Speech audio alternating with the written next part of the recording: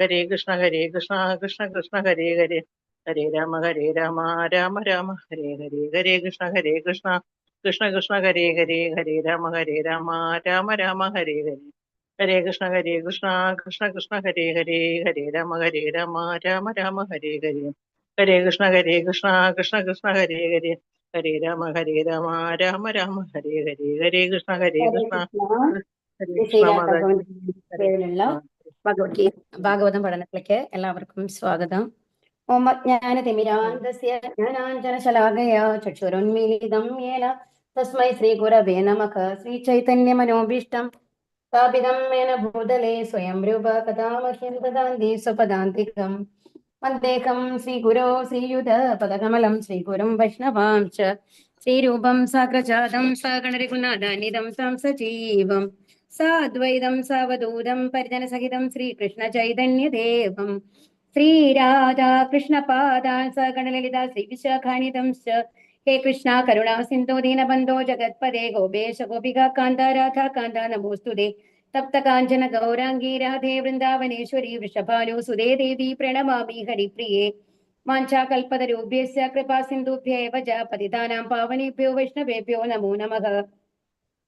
നമോ വിഷ്ണുപാദായ കൃഷ്ണപ്രേഷ്ഠായ ഭൂതലേ ശ്രീമതേ ഭക്തിവേദാന്ത സ്വാമിൻ ഇതി നാമിനേ. നമസ്തേ സാരസ്വതേ ദേവി ഗൗരവാണി പ്രചാരിണേ നിർവിശേഷ ശൂന്യവാദി പാശ്ചാത്യദേശതാരിണി. നമോ വിഷ്ണുപാദായ കൃഷ്ണപ്രേഷ്ഠായ ഭൂതലേ ശ്രീമതേ ജയപതാക സ്വാമിൻ ഇതി നാമിനേ. നമ ആചാര്യപാദായ നിതായ കൃപപ്രദായിനേ ഗൗരഗദാദാമദായ നഗരഗ്രാമതാരിണേ. നാരായണം നമസ്കൃപ്യം നരം ചൈവ നരോത്തമം ദേവീം സരസ്വതിം വ്യാസം തതോ ജയമുദീരയത്. നഷ്ടപ്രായേഷു ഭദ്രേഷു നിത്യം ഭാഗവത സേവയാ ഭഗവതിർ ഉത്തമ ശ്ലോകേ ഭക്തിർഭവതി നൈഷ്ഠികീ. ജയ ശ്രീകൃഷ്ണ ചൈതന്യ പ്രഭോ നിത്യാനന്ദ ശ്രീ അദ്വൈത ഗദാധര ശ്രീവാസാദി ഗൗരഭക്തവൃന്ദ. ഹരേ കൃഷ്ണ കൃഷ്ണ കൃഷ്ണ ഹരേ ഹരേ ഹരേ രാമ രാമ രാമ ഹരേ ഹരേ. ഹരേ കൃഷ്ണ. എല്ലാവർക്കും പ്രണാമം. പ്രണാമം മാതാജി. പ്രണാമം മാതാജി. ഹരേ കൃഷ്ണ. പ്രണാമം മാതാജി. നമ്മള് ഇനിയിപ്പോ രണ്ടാമത്തെ അധ്യായമാണ് നമ്മൾ സ്റ്റാർട്ട് ചെയ്യേണ്ടത് അല്ലെ. അപ്പൊ രണ്ടാമത്തെ അധ്യായത്തില് ഇപ്പൊ ഒന്നാമത്തെ അധ്യായത്തിൽ നമ്മൾ എന്താ പഠിച്ചത്? ശരിക്കും ഒന്നാമത്തെ സ്കന്ധം ആരെങ്കിലും ഞാൻ കോഹോസ്റ്റ് ആക്കട്ടെ. ഹരേ കൃഷ്ണ. ആർക്കാണ് സാധിക്കാമെന്ന് പറയൂ. ഹരേ കൃഷ്ണ. ഓക്കെ മാതാജി. ഹരേ കൃഷ്ണ. ഓക്കെ ഹരേ കൃഷ്ണ. അപ്പൊ നമ്മള് ഒന്നാമത്തെ സ്കന്ധം എങ്ങനെയാണ് അവസാനിച്ചത്? ഏത് രണ്ട് ചോദ്യങ്ങളാണ് പരീക്ഷിത് മഹാരാജാവ് ചോദിച്ചിരുന്നത് ശുകദേവ് ഗോസ്വാമിയുടെ അടുത്ത്? ആർക്കെങ്കിലും ഓർമ്മയുണ്ടോ? ഹരേ കൃഷ്ണ. എന്താ രണ്ട് ചോദ്യങ്ങളാണ്?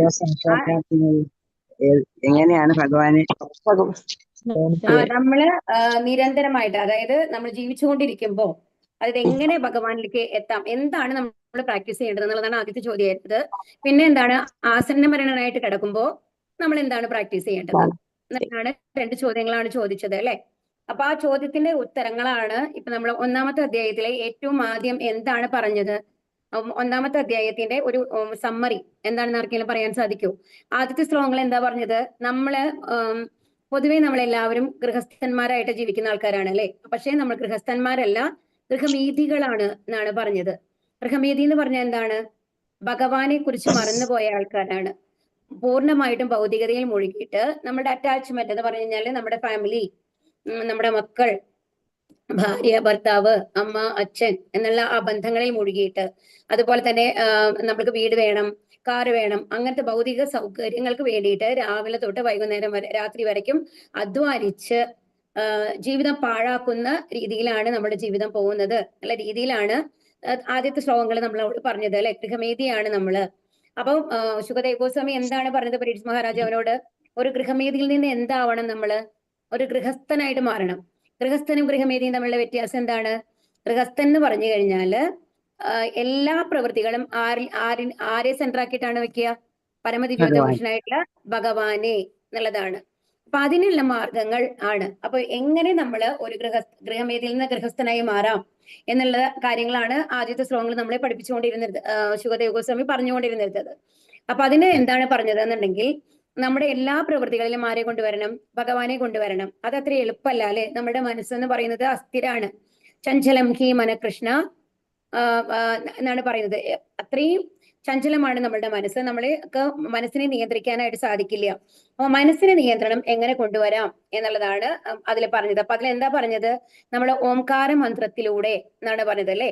ഭഗവാന്റെ ആ ഒരു പ്രണവം എന്ന് പറയുന്നത് ഭഗവാന്റെ ശബ്ദ റെപ്രസെന്റേഷൻ ആണ്. അപ്പൊ അതുകൊണ്ട് ഓംകാര മന്ത്രം നമ്മൾ ജപിച്ചുകൊണ്ട് ഭഗവാനിലേക്ക് എത്തണം. പക്ഷെ അതിനുശേഷം തന്നെ ശുകദേവ ഗോസ്വാമി എന്ത് പറഞ്ഞു?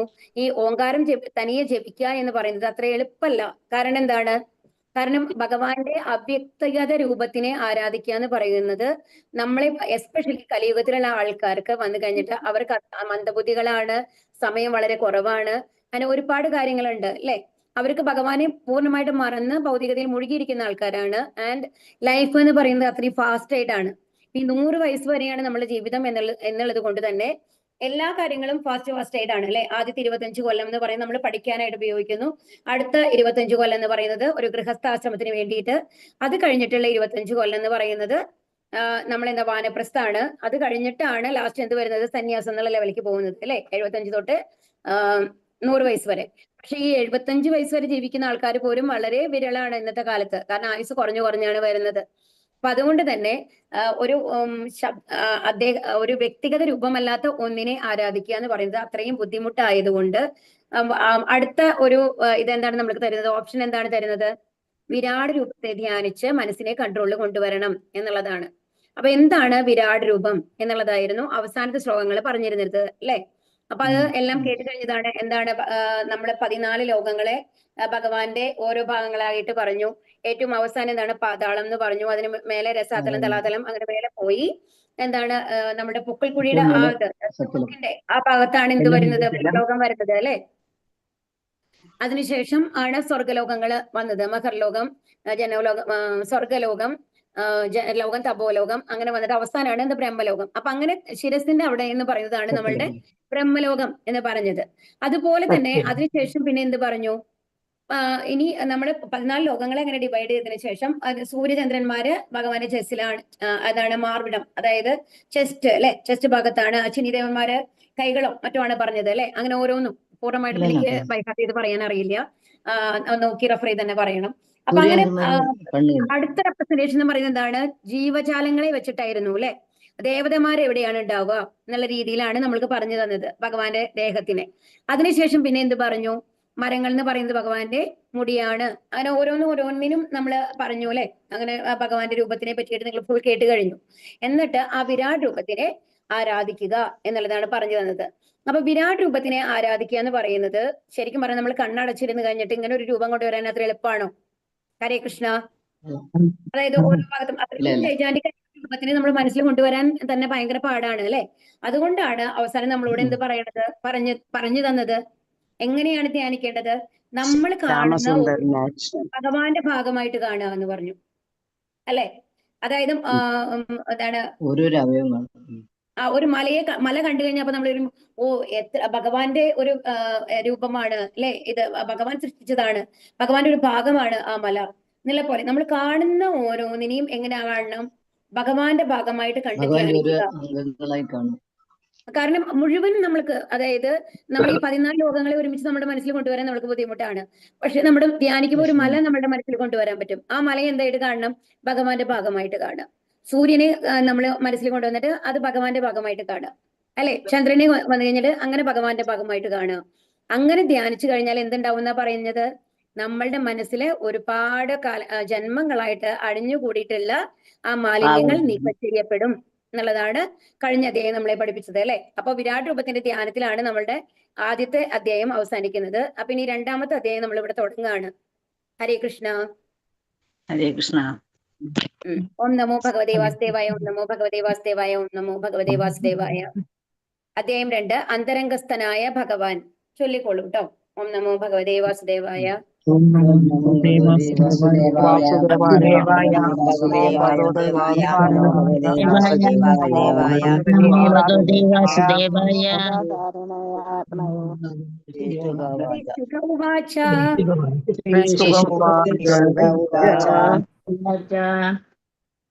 ഏവം പുരാധാരണയാത്മയോനിർ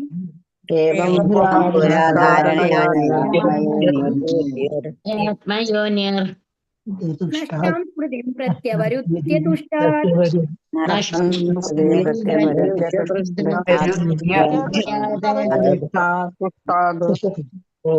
തഥാ സസർജേത മമോഘ ദൃഷ്ടിർ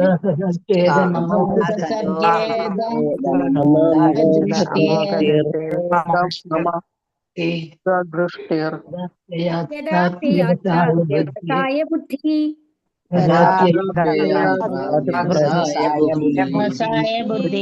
ഹരേ കൃഷ്ണ. ഹരേ കൃഷ്ണ. ശ്രീ ശുക ഉവാച. ശ്രീ സുഖദേവ ഗോസ്വാമി പറഞ്ഞു, ഏവം അതേ വിധത്തിൽ പുരാ പ്രപഞ്ച ആവിർഭാവത്തിനു മുമ്പ് ധാരണയാ അത്തരം സങ്കൽപ്പനത്താൽ ആത്മയോനി ബ്രഹ്മാവിന്റെ നഷ്ടം സ്മൃതിം ഓർമ്മ പ്രത്യവരുദ്ധ്യ ബോധാവസ്ഥ പുനരാർജിച്ചുകൊണ്ട് തുഷ്ടാത് ഭഗവാനെ പ്രീതിപ്പെടുത്താനായിട്ട് തഥാ അനന്തരം സസർജ സൃഷ്ടിച്ചു ഇതം ഈ ഭൗതിക ലോകം അമോഘ ദൃഷ്ടിക്ക് അമോഘമായ ദൃഷ്ടി ശുദ്ധമായ കാഴ്ചശക്തി പ്രാപ്തമാക്കിയ ഒരുവൻ യഥാ പോലെ അപ്യയാത് സൃഷ്ടിച്ചു പ്രാക് മുമ്പത്തെ പോലെ വ്യവസായ തീർച്ചപ്പെടുത്തി ബുദ്ധി. വിവർത്തനം. ശ്രീല പ്രഭുപാദിക്ക് ജയ്. ശ്രീ ശുകദേവ ഗോസ്വാമി പറഞ്ഞു, പൂർവോക്തമായി പ്രപഞ്ച സൃഷ്ടിക്കു മുമ്പ് ബ്രഹ്മാവ് വിരാട് രൂപത്തെ ധ്യാനിച്ച് ഭഗവാനെ പ്രീതിപ്പെടുത്തുകയാൽ അദ്ദേഹത്തിന് നഷ്ടപ്പെട്ടിരുന്ന അവബോധം വീണ്ടും കിട്ടി. അപ്രകാരം മുമ്പുണ്ടായിരുന്ന പോലെ സൃഷ്ടികർമ്മത്തിന് അദ്ദേഹത്തിന് വീണ്ടും കഴിവുണ്ടായി. അപ്പൊ ശുകദേവ ഗോസ്വാമി ഇതെന്ന് പറയുന്നത് ഇപ്പൊ ശരിക്കും പറഞ്ഞ ഈ ഭാഗവതത്തിന്റെ നമ്മൾക്ക് ആദ്യത്തെ ചോദ്യത്തിന്റെ ഉത്തരാണ് നമ്മൾക്ക് ശുകദേവ ഗോസ്വാമി പറഞ്ഞത് അല്ലെ. എന്താണെന്നുണ്ടെങ്കിൽ എന്താണ് നമ്മൾ പ്രാക്ടീസ് ചെയ്യേണ്ടത് എന്നുള്ളതാണ് പറഞ്ഞത് നമ്മൾ ജീവിച്ചുകൊണ്ടിരിക്കുമ്പോൾ എന്നുള്ളത്. അതിന്റെ ഉത്തരമാണ് പറഞ്ഞുകൊണ്ടിരിക്കുന്നത്. അപ്പൊ ഏറ്റവും ബേസിക് ആയിട്ടുള്ള രീതിയിൽ അപ്പൊ അതിൽ പറഞ്ഞു, കഴിഞ്ഞ അധ്യായത്തില് നമ്മളോട് എന്ത് പറഞ്ഞു, ശരിക്കും ഭഗവാനെ, അതായത് ഭഗവാനിൽ വിശ്വാസമില്ലാത്ത ഒരാൾക്ക്, ഭഗവാനെ കുറിച്ച് അറിയാത്ത ഒരാൾക്ക് വന്നു കഴിഞ്ഞിട്ട് ഒരു ഓടക്കുഴൽ ഊതുന്ന ഭഗവാന്റെ രൂപമാണ്, അത് ഭഗവാനായിട്ട് അംഗീകരിക്കാനായിട്ട് ബുദ്ധിമുട്ടുണ്ടാവും. അവര് എന്തിലാണ് വിശ്വസിക്കുന്നത്? പ്രത്യക്ഷ പ്രമാണത്തിലാണ്. കാണുന്നതിനെ മാത്രമാണ് വിശ്വസിക്കുന്നുള്ളൂ അല്ലെ. കാണുന്നതാണ് ശരി എന്ന് വിശ്വസിക്കുന്ന ആൾക്കാരാണ്. അപ്പൊ ഒരു മല എന്ന് പറഞ്ഞു കഴിഞ്ഞാൽ നമ്മുടെ മുമ്പിലുള്ളതാണ്, അതിനെ വിശ്വസിക്കാൻ പറ്റും. നദി എന്ന് പറയുന്നത് നമ്മുടെ മുമ്പിൽ കാണുന്നതാണ്, അതുകൊണ്ട് അതിനെ വിശ്വസിക്കാൻ പറ്റും. അപ്പൊ അങ്ങനത്തെ ഒരു രൂപത്തിനെ ആദ്യം ധ്യാനിക്കാൻ പറയുകയാണ് ചെയ്യുന്നത്. ഇത് ബേസിക് ആയിട്ടാണ്. ഓക്കെ, ഏറ്റവും ആദ്യത്തെ തലത്തില് ആദ്യം പറഞ്ഞ, അപ്പൊ ആദ്യത്തെ ഒരു കുട്ടിക്ക് വന്നു കഴിഞ്ഞിട്ട് നമ്മള് ചെറിയ കുട്ടി LKG ലെവലിൽ വരുന്ന ഒരു കുട്ടിക്ക് ഈ എന്ന് എഴുതാൻ പറഞ്ഞു കഴിഞ്ഞാൽ ആദ്യം തന്നെ പറഞ്ഞു കൊടുത്ത കുറച്ച് ബുദ്ധിമുട്ടാണ് അല്ലെ. അതുകൊണ്ട് നമ്മൾ ആദ്യം എന്താ പറഞ്ഞു കൊടുക്കുക? റാ എന്നുള്ള അക്ഷരം പറഞ്ഞു കൊടുക്കും അല്ലെ. അത് കഴിഞ്ഞിട്ട് പിന്നെ ഒരു ചുളിച്ചിട്ട് എങ്ങനെയാണ് കൊണ്ടുവരണേന്ന് പറഞ്ഞു കൊടുക്കും. അങ്ങനെ ചെറിയ ചെറിയ അക്ഷരങ്ങളിൽ കൂടെ കൊണ്ടുവന്നിട്ടാണ് പിന്നെ താ പറഞ്ഞു കൊടുക്കും. അതിനെ എല്ലാം കമ്പൈൻ ചെയ്തിട്ടാണ് വരുന്നത് അല്ലെ. അപ്പം അങ്ങനെ വന്നു കഴിഞ്ഞാൽ പതിയെയാണ് നമ്മൾ കോംപ്ലക്സ് ആയിട്ടുള്ള അക്ഷരങ്ങളിലേക്ക് നമ്മൾ പോവുക, അങ്ങനെയല്ലേ. അപ്പൊ ആദ്യം തന്നെ എന്ന് പറഞ്ഞു കൊടുത്തു കഴിഞ്ഞാൽ അവർക്ക് എങ്ങനെയാണ് ചുളിക്കേണ്ടത്, എങ്ങനെയാണ് റാന്ന് എഴുതാന്ന് പറഞ്ഞാൽ പെട്ടെന്ന് ഇങ്ങനെ ഒരു വരവരച്ച പോരെ എന്നുള്ള പോലെ അവർക്ക് അത് മനസ്സിലാവും അല്ലെ. അതുപോലെ ശുകദേവ ഗോസ്വാമി നമ്മളെ പതിയായിട്ട് എന്തിലേക്കാണ് കൊണ്ടുപോകുന്നത്? ഭക്തിയോഗത്തിലേക്ക്. ഭഗവാന്റെ ഓടക്കുള്ളുന്ന രൂപത്തെ എങ്ങനെ ധ്യാനിക്കണം എന്നുള്ളതാണ് ഭാഗവതത്തിന്റെ അവസാനം വരുന്നത്. ഹരേ കൃഷ്ണ. അപ്പം അത് ആദ്യം നമ്മളപ്പോ എന്ത് ചെയ്യുന്നത്? നമ്മളെ കാണുന്നതിനെ മുഴുവൻ ഭഗവാന്റെ ഭാഗമായിട്ട് കാണാൻ പഠിപ്പിക്കുകയാണ്. അപ്പൊ ഇവിടെ എന്താ പറയുന്നത്? അപ്പൊ ഇനി ശുകദേവ ഗോസ്വാമി ഞാൻ നിങ്ങളോട് വെറുതെ പറയുന്നതല്ല എന്ന് പറഞ്ഞു കഴിഞ്ഞിട്ട് അതിന് ഒരു എക്സാമ്പിൾ സഹിതം പറയുകയാണ് ഇവിടെ. എന്താ പറയുന്നത്? പൂർവോക്തമായി പ്രപഞ്ച സൃഷ്ടിക്ക് മുമ്പ്, അപ്പൊ നമ്മളുടെ എന്താ പറയുന്നത്, ബ്രഹ്മാവിന്റെ ഒരു ദിവസം കഴിഞ്ഞു കഴിഞ്ഞാൽ, ബ്രഹ്മാവിന്റെ ഒരു ജന്മം കഴിഞ്ഞാൽ 100 കൊല്ലം കഴിഞ്ഞു കഴിഞ്ഞാൽ എന്തുണ്ടാവും? പ്രളയാണ് അല്ലെ. എല്ലാം വെള്ളത്തിൽ മുങ്ങിപ്പോവും. അതോടൊപ്പം ബ്രഹ്മാവും ഉണ്ടാവില്ല. ഓക്കെ, എല്ലാവരും എവിടേക്കാണ് പോകുന്നത്? കർബോദകസായി വിഷ്ണുവിന്റെ ഉദരത്തിലേക്ക് പോവുകയാണ് ചെയ്യണത് അല്ലെ. അത് കഴിഞ്ഞു കഴിഞ്ഞിട്ട് തിരിച്ചു വരുമ്പോഴോ, തിരിച്ച് സൃഷ്ടി നടക്കുന്ന സമയത്താണ് ബ്രഹ്മാവിന് വീണ്ടും ജന്മം എടുക്കുന്നു. ഓക്കെ, അപ്പോഴാണ് എവിടെ വരുന്നത്? ഈ താമരയുടെ അവിടെ വരുന്നത് അല്ലെ. ആ സമയത്ത് എന്താ സംഭവിച്ചത്? ബ്രഹ്മാവിന് ഒന്നും ഓർമ്മയില്ല എന്താ ചെയ്യേണ്ടതെന്നുള്ളത്. കഴിഞ്ഞ കാലത്തില് പ്രളയത്തിന് മുമ്പ് വന്നു കഴിഞ്ഞിട്ട് സൃഷ്ടി നടത്തി, ഇത്രയും സൃഷ്ടികളൊക്കെ സൃഷ്ടിച്ചത് അതേ ബ്രഹ്മാവ് തന്നെയാണ്. പക്ഷെ ആ ബ്രഹ്മാവ് എന്ത് ചെയ്യുന്നു? മറന്നു പോവുകയാണ് ചെയ്യണത് അല്ലെ. അപ്പൊ എന്താ ചെയ്തത്? അപ്പൊ ഇവിടെ എന്താ പറയുന്നത്? വിരാട് രൂപത്തെയാണ് ധ്യാനിച്ചത്. അപ്പൊ തപ എന്ന് ഒരു അശരീരി കേൾക്കുമ്പോ ബ്രഹ്മാവ് ആരെയാണ് ധ്യാനിച്ചത്? വിരാട് രൂപത്തെ, ഭഗവാന്റെ വിരാട് രൂപത്തെ ധ്യാനിച്ചിട്ട് എന്തുണ്ടായി? ഭഗവാനെ പ്രീതിപ്പെടുത്തി. എത്ര കൊല്ലാണ്? 1000 കൊല്ലം. ബ്രഹ്മാവിന്റെ 1000 കൊല്ലം കേട്ടോ. തപസ് ചെയ്തത്. അപ്പൊ അങ്ങനെ തപസ് ചെയ്തപ്പോഴാണ് ഭഗവാൻ പ്രീതിപ്പെട്ട് എന്ത് കൊടുത്തത്? അദ്ദേഹത്തിന് നഷ്ടപ്പെട്ട അവബോധം, എങ്ങനെയാണ് സൃഷ്ടി നടത്തേണ്ടത് എന്ന ബോധം അദ്ദേഹത്തിന് തിരിച്ചു കിട്ടി. ഭഗവാനും അദ്ദേഹവും തമ്മിലുള്ള ബന്ധം മനസ്സിലായി. അതുപോലെ തന്നെ സൃഷ്ടി ചെയ്യുന്നതാണ് തന്റെ കർമ്മം എന്ന് മനസ്സിലായി. അതിനനുസരിച്ച് പ്രവർത്തിക്കാനുള്ള ബോധം കിട്ടി. അതാണ് ഇവിടെ പറയുന്നത്. ഹരേ കൃഷ്ണ. ഭാവാർത്ഥം. ശ്രീ ബ്രഹ്മാവിനെ കുറിച്ച് ഇതിൽ ഉദ്ധരിച്ചിരിക്കുന്ന ദൃഷ്ടാന്തം വിസ്മൃതാവസ്ഥകളിൽ ആദ്യത്തേതാണ്. ഭഗവാന്റെ ഐഹികമായ സവിശേഷ ലക്ഷണങ്ങളിൽ ഒന്നിന്റെ അവതാരമാണ് ബ്രഹ്മാവ്. ഭൗതിക പ്രകൃതിയുടെ രാജസിക ഗുണത്തിലെ അവതാരകം ആകയാൽ മനോഹരമായ ഭൗതിക സൃഷ്ടിയുടെ ആവിഷ്കരണത്തിന് ഭഗവാൻ അദ്ദേഹത്തെ അധികാരപ്പെടുത്തിയിരിക്കുന്നു. അപ്പൊ ഇവിടെ എന്താ പറയുന്നത്? ഭഗവാന്റെ എന്തുകൊണ്ടാണ് ഈ സൃഷ്ടിക്ക് വേണ്ടിയിട്ട് ബ്രഹ്മാവിനെ ചുമതലപ്പെടുത്തിയതെന്നാണ് പറയുന്നത്? ഭൗതിക പ്രകൃതിയുടെ രാജസിക ഗുണത്തിലെ അവതാരാണ്. ഭഗവാന്റെ അവതാരമാണ് ബ്രഹ്മാവ്. അത് ഏത് അവതാരത്തിലാ പറഞ്ഞെന്ന് ഓർമ്മയുണ്ടോ? ഏത് അവതാരത്തിലാ ബ്രഹ്മാവ്, വിഷ്ണു, ശിവൻ വരുന്നത്? ഓർമ്മയില്ലേ? ആർക്കും ഓർമ്മയില്ലേ? ഹരേ കൃഷ്ണ. ഗുണാവതാരം. ഗുണാവതാരം മാത്രമാണ് ഭൗതിക തലത്തിലെ എല്ലാ ചുമതല എല്ലാ അവതാരങ്ങൾ എന്ന് പറയുന്നത് ഗുണാവതാരങ്ങളാണ്. അതാണ് ബ്രഹ്മാവ്, വിഷ്ണു, ശിവൻ എന്ന് പറയുന്നത്. അപ്പൊ ഗുണ അവതാരത്തിൽ ഒരാളാണ് ആര്? ബ്രഹ്മാവ്. അപ്പൊ ഭഗവാന്റെ അവതാരം തന്നെയാണ് ആര്? ബ്രഹ്മാവ്. ഓക്കെ. അപ്പൊ അതുകൊണ്ട് ഭൗതിക സൃഷ്ടിയുടെ ആവിഷ്കരണത്തിന് ഭഗവാൻ അദ്ദേഹത്തെ ചുമതലപ്പെടുത്തി. അതായത് സൃഷ്ടി ആണ് ആർക്ക്? ബ്രഹ്മാവിന്. അത് നിലനിർത്തുന്നത് ആരാണ്? വിഷ്ണു. വിഷ്ണു സത്വഗുണത്തിന്റെ അധികാരിയായിട്ടാണ് വിഷ്ണുദേവൻ വരുന്നത്. ബ്രഹ്മാവ് വരുന്നത് രജോ ഗുണത്തിന്റെ അധികാരിയായിട്ടാണ്. തമോ ഗുണത്തിന്റെ അധികാരിയായിട്ടാണ് വരുന്നത് മഹാദേവൻ വരുന്നത്. എന്നിരുന്നാലും അദ്ദേഹം അസംഖ്യം ജീവസത്തകളിൽ ഒരുവനാകയാൽ സർഗശക്തിയുടെ കല വിസ്മരിക്കാനുള്ള പ്രവണത അദ്ദേഹത്തിനുണ്ട്. പക്ഷെ എന്തുകൊണ്ടാണ് അദ്ദേഹത്തിന് മറവി വരുന്നത്? ഹരേ കൃഷ്ണ. അദ്ദേഹത്തിന്റെ ശരീരം എന്താണ്? ഭൗതിക ശരീരമാണ്. നമ്മളുടെ പോലെ പഞ്ചഭൂതങ്ങൾ കൊണ്ടുണ്ടാക്കിയിട്ടുള്ളതാണ്. അതുകൊണ്ട് അദ്ദേഹം ഭഗവാന്റെ പോലെ സച്ചിദാനന്ദ സ്വരൂപമല്ല. ഭഗവാന്റെ അവതാരമാണെങ്കിൽ കൂടി, ഭഗവാന്റെ ശക്തി അദ്ദേഹത്തിനുണ്ടെങ്കിൽ കൂടി അദ്ദേഹം ഒരു സച്ചിദാനന്ദ സ്വരൂപമായിട്ടുള്ള അവതാരമല്ല. ഭൗതിക ലോകത്തിലുള്ളത്, ബ്രഹ്മലോകം തൊട്ട് താഴെ പാതാളം വരെയുള്ള ലോകങ്ങളിലെ എല്ലാ സൃഷ്ടികളും ഭൗതിക സൃഷ്ടികളാണ്. പഞ്ചഭൂതങ്ങൾ കൊണ്ടുണ്ടാക്കിയിട്ടുള്ളതാണ്. അതുകൊണ്ട് തന്നെ അദ്ദേഹത്തിന് ഒരു മരണം കഴിഞ്ഞ് എന്തുണ്ടാവും? മറന്നുപോകും അല്ലെ? മറവി വരും. ബ്രഹ്മാവ് മുതൽ അങ്ങേ നിസ്സാരമായ ഉറുമ്പ് വരെയുള്ള ജീവസത്തകളുടെ പ്രവണതയായ ഈ മറവിയെ ഭഗവാന്റെ വിരാട് രൂപധ്യാനത്തിലൂടെ നിർവീര്യമാക്കാവുന്നതേ ഉള്ളൂ. അപ്പൊ ഈ മറവിയെ നിർവീര്യമാക്കാൻ എന്താ ചെയ്യാൻ പറയുന്നത്? വിരാട് രൂപത്തെ എന്നുള്ളതാണ് പറയുന്നത്. മനുഷ്യരൂപത്തിലുള്ള ജീവിതത്തിന് കിട്ടുന്ന അവസരമാണിത്.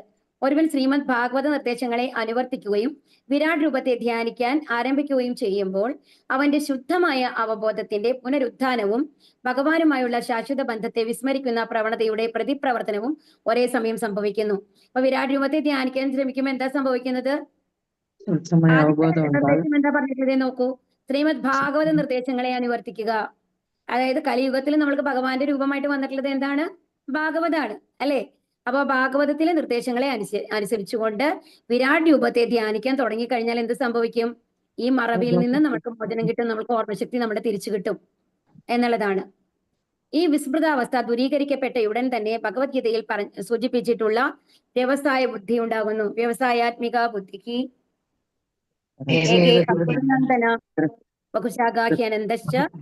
ബുദ്ധയോ അവ്യവസായിന എന്നുള്ളതാണ്. അതായത് ബാക്കിയുള്ള കാര്യങ്ങളിലും ഭൗതിക കാര്യങ്ങളും മുഴുകിയിരിക്കുന്ന ആൾക്കാര് ബുദ്ധി എങ്ങനെയാണ്? പല കാര്യങ്ങളും മുഴുകിയിരിക്കുന്ന ആൾക്കാർക്ക് എന്താണ്? ഒരിക്കലും ഭഗവാനിലേക്ക് എത്താനായിട്ട് സാധിക്കില്ല എന്നാണ് ഇവിടെ പറയുന്നത് അല്ലെ? അവ്യവസായിന എന്നാണ് പറയുന്നത്. എന്നാൽ വ്യാവസായിക ബുദ്ധി എന്ന് പറഞ്ഞാൽ എന്താണ്? ഒരേ ഒരു ലക്ഷ്യം മാത്രമേ ഉള്ളൂ നമ്മൾക്ക്. അപ്പൊ ആ ലക്ഷ്യത്തിന് വേണ്ടിയുള്ള കർമ്മങ്ങൾ മാത്രമേ ഉള്ളൂ നമ്മൾക്ക്. അങ്ങനെയാണ്. അതായത് നമ്മളുടെ ഇപ്പൊ സത്യം പറഞ്ഞു കഴിഞ്ഞാൽ നമ്മളുടെ ഓരോരുത്തരുടെയും സ്വധർമ്മം എന്ന് പറയുന്നത് വ്യത്യാസമാണ് അല്ലെ? ഇപ്പൊ പലരും പല ജീവിത സാഹചര്യങ്ങളിലുള്ള ആൾക്കാരായിരിക്കും ഇവിടെ വന്നിരിക്കുന്ന ഓരോ മാതാജിമാരും അല്ലെ?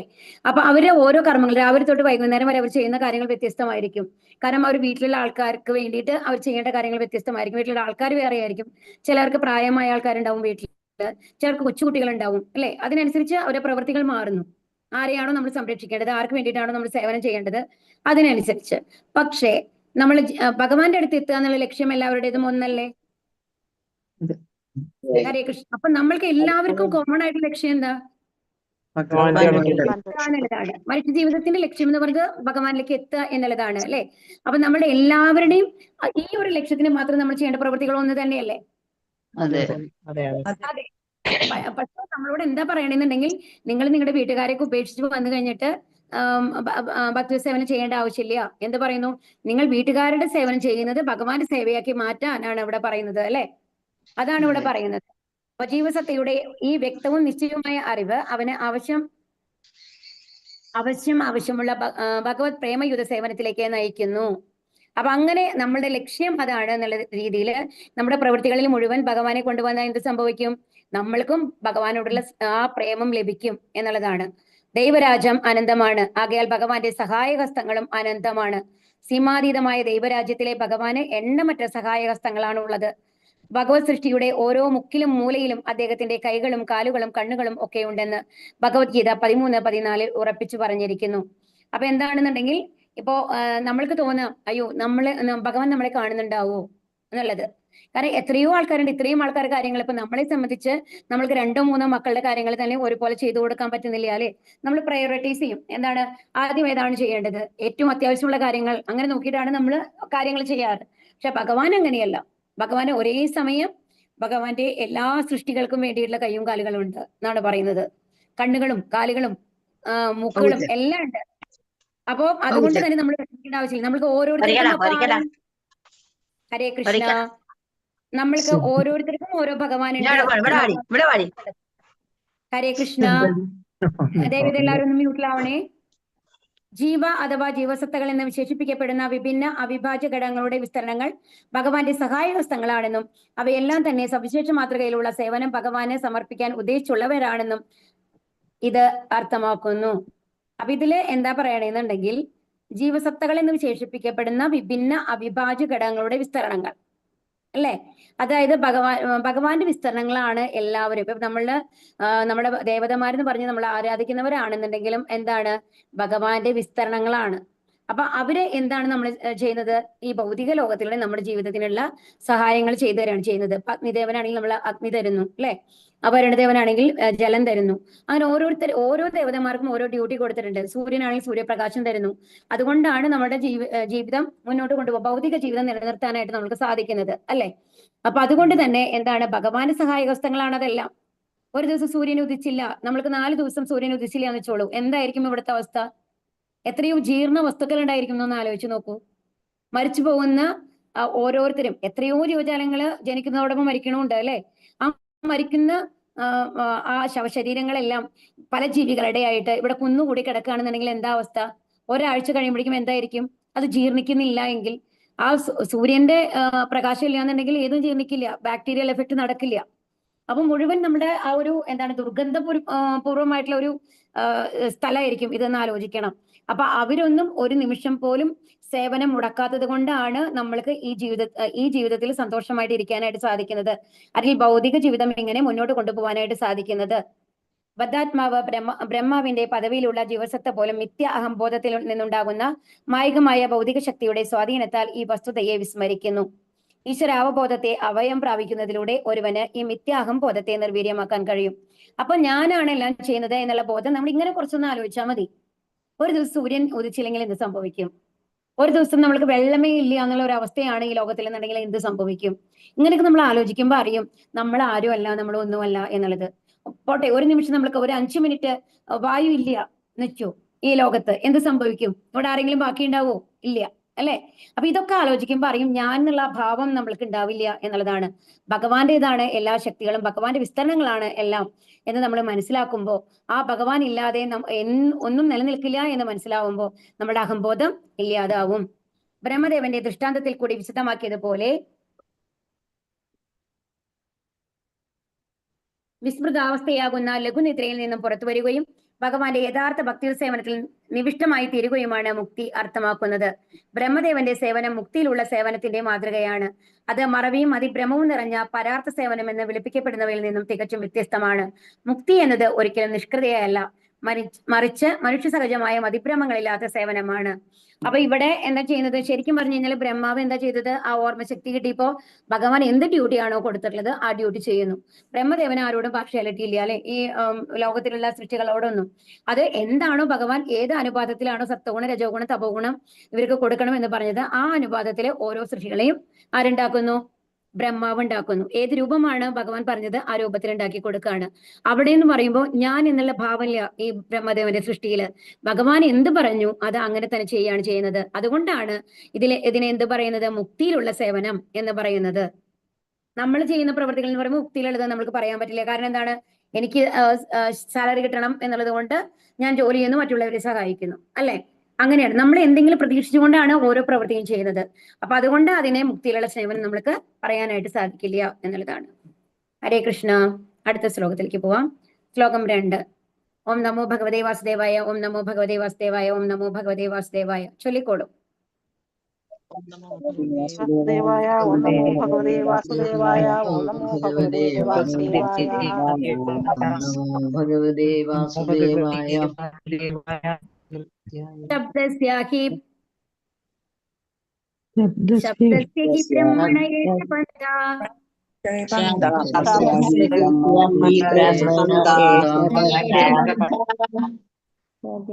യന്നാമഭിർധ്യായതി ധീരപാർത്ഥൈഃ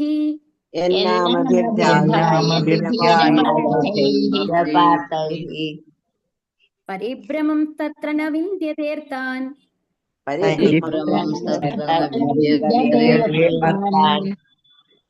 മായാമയേ വാസനയാ ശയാനഃ.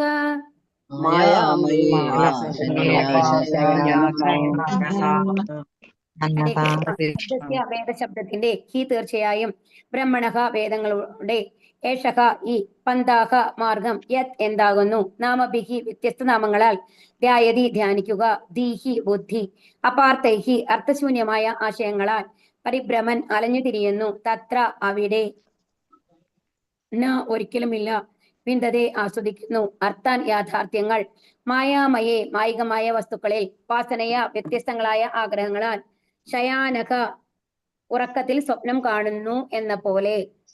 വിവർത്തനം. ശ്രീല പ്രഭുപാദിക്ക് ജയ്. സ്വർഗരാജ്യങ്ങളെ പോലെ നിരർത്ഥകമായ സംഗതികളിലേക്ക് മനുഷ്യബുദ്ധിയെ നയിക്കുന്ന വിധത്തിലാണ് വേദശബ്ദങ്ങളുടെ അവതരണം എന്നത് അത്യന്തം അമ്പരപ്പുളവാക്കുന്നവയാണ്. ബദ്ധാത്മാക്കൾ മായികമായ അത്തരം സ്വർഗീയ സുഖങ്ങളെ ചുറ്റിപ്പറ്റിയുള്ള സ്വപ്നങ്ങളിൽ മുഴുകിയിരിക്കുന്നു. എന്നാൽ യഥാർത്ഥത്തിൽ അത്തരം സ്ഥലങ്ങളിൽ യഥാർത്ഥ ആനന്ദം അവർ ആസ്വദിക്കുന്നില്ല. നമ്മളിപ്പോ ഇതിൽ പറഞ്ഞു, ആദ്യത്തെ ശ്ലോകത്തിൽ എന്താ പറഞ്ഞത്, ബ്രഹ്മാവിന് പോലും എന്താണ് വിരാട് രൂപത്തെ ധ്യാനിച്ചതിന് ശേഷമാണ് ആ ഓർമ്മശക്തി ഭൗതികതയിൽ മുഴുകി, ഇത്രയും ഭൗതികതയിൽ മുഴുകിയിരിക്കണോ ബ്രഹ്മാവെന്ന് നമുക്ക് പറയാൻ പറ്റില്ല. കാരണം അദ്ദേഹം മുഴുകിയിരിക്കുന്നത് സൃഷ്ടികർമ്മത്തിലാണ്. അത് ഭഗവാന് മുക്തി കർമ്മമായിട്ടാണ് പറഞ്ഞത് അല്ലെ. അങ്ങനത്തെ കർമ്മത്തിലിരിക്കുന്ന ഒരാൾക്ക് പോലും എന്താണ് ഭഗവാനുമായിട്ടുള്ള ബന്ധം തിരിച്ചറിയണമെങ്കിൽ എന്ത് വേണം, ധ്യാനം, അതായത് വിരാട് രൂപത്തെ ധ്യാനിക്കേണ്ടി വന്നു. പക്ഷെ ഇപ്പൊ നമ്മളുടെ അവസ്ഥ എന്താണ്, സ്വർഗരാജ്യങ്ങളെ പോലെ നിരർത്ഥകമായ സംഗതികളിലേക്ക് മനുഷ്യബുദ്ധിയെ നയിക്കുന്ന വിധത്തിലാണ് വേദശബ്ദങ്ങളുടെ അവതരണം. നമ്മുടെ വേദങ്ങളൊക്കെ നമ്മളെ എന്തിനാണ്, ഇവിടുന്ന് പോയി കഴിഞ്ഞാൽ കുറച്ചും കൂടി നല്ല ജീവിതം, സോമരസം ആസ്വദിക്കാം എന്നുള്ള പോലെ സ്വർഗലോകത്തിലേക്കുള്ള ഒരു ആകർഷണമാണ് തരുന്നത്. ആദ്യത്തെ ഭാഗം എന്ന് പറയുന്നത് കർമ്മകാണ്ഡാണ് വേദങ്ങളുടെ. അതിൽ മുഴുവൻ സ്വർഗങ്ങളിലേക്ക് എത്താനുള്ള അവിടുത്തെ ദേവതമാര് അല്ലെ, ഒരുപാട് അപ്സരസുകളുണ്ട് അവിടെ ഒരുപാട് കാലം, 1,00,000 വർഷം വരെ, 10,000 തൊട്ട് 1,00,000 വർഷം വരെ അവിടെ സുഖിച്ച് നമ്മൾക്ക് ജീവിക്കാം. ഇവിടുത്തെ പോലെ രോഗങ്ങളും വാർദ്ധക്യമൊന്നും വളരെയധികം നമ്മളെ ബാധിക്കില്ല. കാരണം കൊല്ലം ഒരുപാടുണ്ടല്ലോ, അത്രയും കാലം സുഖിച്ച് ജീവിക്കാം എന്നുള്ള ഒരു ആകർഷണമാണ് എന്ത് തരുന്നത്, വേദങ്ങൾ തരുന്നത് എന്നുള്ളതാണ്. അപ്പൊ ബദ്ധാത്മാക്കൾ എന്ത് ചെയ്യുന്നു, മായികമായ അത്തരം സ്വർഗീയ സുഖങ്ങളെ ചുറ്റിപ്പറ്റിയുള്ള സ്വപ്നങ്ങളിൽ മുഴുകിയിരിക്കുന്നു. അപ്പൊ നമ്മളുടെ ആഗ്രഹം എന്താണ്, നമ്മൾ സ്വർഗത്തിൽ പോകണം. നമ്മളെപ്പോഴും നമ്മൾ എന്താ പറയാ, നമുക്ക് സ്വർഗത്തിലേക്ക് പോകണം എന്നല്ലേ നമ്മൾ കേട്ടിട്ടുള്ളൂ. അതിന് മേലെ വൈകുണ്ഠത്തിലേക്ക് പോകണമെന്നോ അല്ലെങ്കിൽ എന്താണ് ഗോലോക വൃന്ദാവനത്തിൽ പോകണമെന്നോ നമ്മൾ ഇതുവരെ കേട്ടിട്ടില്ല അല്ലെ. ഇപ്പൊ നമ്മൾ പഠിക്കാൻ തുടങ്ങുമ്പോഴാണ് ഈ സ്വർഗം എന്ന് പറയുന്നത് ഭൗതിക ലോകത്തിലുള്ളത് തന്നെയാണ്, എന്നാൽ ഭൗതിക ലോകത്തിന് മേലെ ഒരു ഭഗവാന്റെ ഒരു ആത്മീയധാമുണ്ട് എന്നുള്ളത് നമ്മൾക്ക് മനസ്സിലാവുന്നത് അല്ലെ. എന്നാൽ യഥാർത്ഥത്തിൽ അത്തരം സ്ഥലങ്ങളിൽ യഥാർത്ഥ ആനന്ദം അവർ ആസ്വദിക്കുന്നില്ല. അപ്പൊ അവിടെ പോയി കഴിഞ്ഞാലും എന്താണ്, അതും ഭൗതിക ലോകം തന്നെയാണ്. അവിടെയും ദുഃഖങ്ങൾ ഉണ്ടാവും. ദുഃഖങ്ങളില്ലാത്ത സ്ഥലങ്ങളില്ല ഭൗതിക ലോകത്ത് അല്ലെ. അത് വേറെ ലെവലിലായിരിക്കുന്നു മാത്രം. അതായത് ഇപ്പൊ നമ്മളുടെ ഇതിലെടുത്തു കഴിഞ്ഞാൽ, ഒരു ഉദാഹരണം എടുത്തു കഴിഞ്ഞാൽ, നമ്മുടെ ഈ ഭൂമിയിൽ തന്നെ പല തരത്തിലുള്ള ആൾക്കാരുണ്ട്. അപ്പൊ അന്നന്നത്തെ ജീവിതം മാത്രം നടത്താൻ പറ്റുന്ന രീതിയിൽ ഒരു ജോലിക്ക് പോകുന്നു, പണിയെടുക്കുന്നു, വേറൊരു വീട്ടിൽ പോയിട്ട് അവര് ചിന്ത എന്താ ഉണ്ടാവുക, അന്നത്തെ ദിവസം നന്നായിട്ട് കഴിയണം, 3 നേരം ഭക്ഷണം കിട്ടണം എന്നുള്ളതായിരിക്കും അല്ലെ. പക്ഷെ അവര് ജോലിക്ക് പോകുന്ന വീട്ടിലത്തെ ആൾക്കാരുടെ ചിന്ത എന്തായിരിക്കും, അതായത് അവർക്ക് കിട്ടുന്ന സാലറി അനുസരിച്ച് കുറച്ചും കൂടി സൗകര്യമായിട്ട് ജീവിക്കണം എന്നുള്ളത്, കുറച്ചും കൂടി നല്ല ഡ്രസ്സുകൾ വാങ്ങണമെന്നായിരിക്കാം, എവിടെയെങ്കിലും ഒരു ടൂർ പോകണം എന്നുള്ളതായിരിക്കാം. അതും കഴിഞ്ഞ് കഴിഞ്ഞിട്ട് നമ്മൾ ഒരു ലക്ഷപ്രഭുക്കളായിട്ടുള്ള ബിസിനസ് സാമ്രാജ്യമൊക്കെ നടത്തുന്ന ആൾക്കാരെ ഇതെന്താണ്, ഈ ലോകം മുഴുവൻ നമ്മൾ കറങ്ങണം എന്നുള്ളതായിരിക്കും. കുറച്ചും കൂടി ഹൈ ലെവലുള്ള ആൾക്കാർ എന്താണ്, നമ്മൾ കാർ വാങ്ങണം എന്ന് ആഗ്രഹിക്കുന്ന സമയത്ത് അവരെന്ത് വിചാരിക്കും, ഒരു ഹെലികോപ്റ്റർ എനിക്ക് തനിയെ വേണം, ഇത്രയും സ്ഥലം എനിക്ക് എന്റേതായിട്ട് വേണം, ഒരു ദ്വീപ് തന്നെ വാങ്ങി വെക്കണം എന്നുള്ളതായിരിക്കും. അപ്പൊ അതായത് നമ്മുടെ ലെവലിനനുസരിച്ച് നമ്മുടെ ആഗ്രഹങ്ങൾ കൂടുന്നു, ആ ആഗ്രഹങ്ങൾക്കനുസരിച്ച് നമ്മളുടെ ദുഃഖങ്ങൾ വേറെ വേറെ ലെവലിലായിരിക്കും. അതുപോലെ തന്നെയാണ് ബ്രഹ്മലോകത്തിൽ പോയി കഴിഞ്ഞാലും അവിടെയും ഭൗതികതയാണുള്ളത്. അതുകൊണ്ട് അവിടെ കുറച്ചും കൂടി സുഖമായിട്ട് നമ്മൾ ജീവിക്കാമെന്നുണ്ടെങ്കിലും അവിടെ ദുഃഖങ്ങൾ ഉണ്ടാവും, അവരുടെ ലെവലിലുള്ള ദുഃഖങ്ങൾ ഉണ്ടാവും എന്നുള്ളതാണ്. ഹരേ കൃഷ്ണ. നാളെ എടുക്കാം കേട്ടോ, അടുത്തത് സമയമായില്ലേ. വാഞ്ചാകൽപതരുഭ്യശ്ച കൃപാ സിന്ധുഭ്യേവ ച പതിതാനാം പാവനേഭ്യോ വൈഷ്ണവേഭ്യോ നമോ നമഃ. അനന്തകോടി വൈഷ്ണവൃന്ദി കി ജയ്, പ്രഭുപാദ് കി ജയ്, ഒരു മഹാരാജ് കി ജയ്, ഗൗരി പ്രേമാനന്ദേ. ഹരേ